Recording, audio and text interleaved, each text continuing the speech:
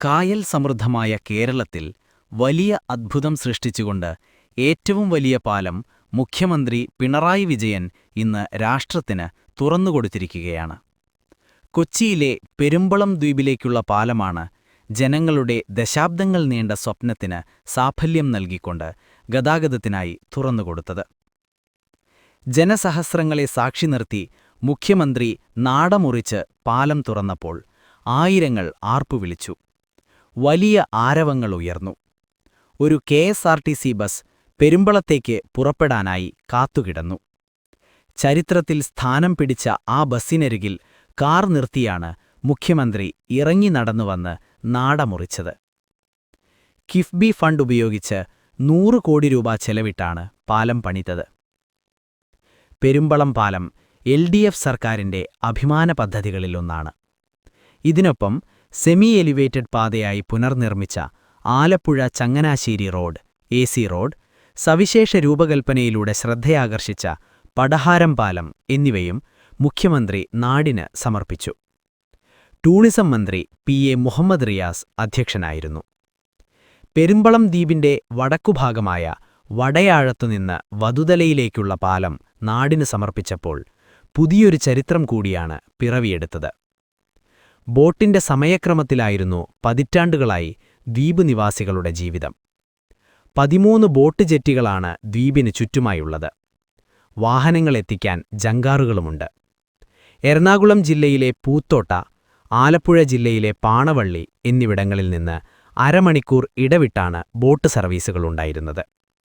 രാത്രി 9:45-നാണ് പൂത്തോട്ടയിൽ നിന്നും പാണവള്ളിയിൽ നിന്നും പെരുമ്പളത്തേക്കുള്ള അവസാന ബോട്ട്.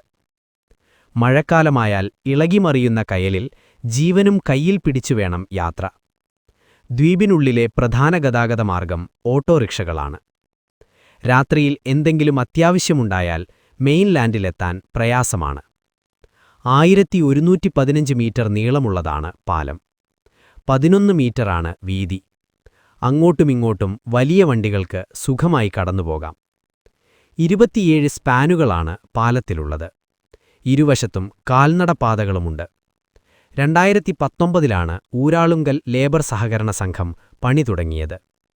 പെരുമ്പളം ആലപ്പുഴ ജില്ലയിൽപ്പെട്ട ദ്വീപാണെങ്കിലും എറണാകുളത്തോടാണ് ചേർന്നു കിടക്കുന്നത്. കേരളത്തിലെ വലിയ കായലായ വേമ്പനാട്ടിലാണ് പാലം. 2016-ൽ നമ്മുടെ കേരളത്തിൽ നാഷണൽ ഹൈവേ ഏതെങ്കിലും തരത്തിൽ യാഥാർത്ഥ്യമാകുമെന്ന് ആരും കണക്കാക്കിയിട്ടില്ല. നാഷണൽ ഹൈവേക്കാർ പോലും കണക്കാക്കിയിട്ടില്ല. അവർ പോലും നാട് വിട്ടുപോയതാണ്.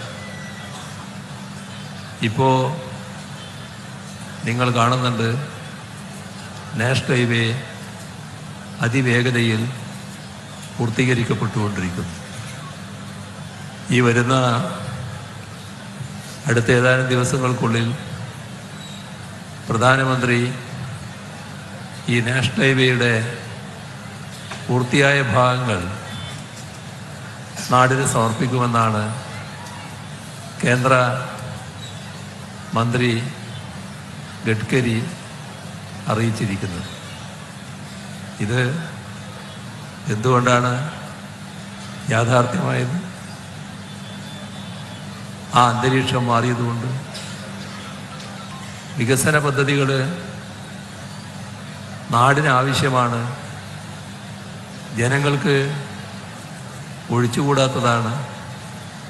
ആ ഒരു പ്രതിബദ്ധത നാടിനോടും ജനങ്ങളോടും ഉണ്ടാവുക എന്താണ് ഏറ്റവും പ്രധാനം. അത് ഇപ്പോൾ 10 വർഷമായി കേരളത്തിൽ ഭരണത്തിന് നേതൃത്വം കൊടുക്കുന്ന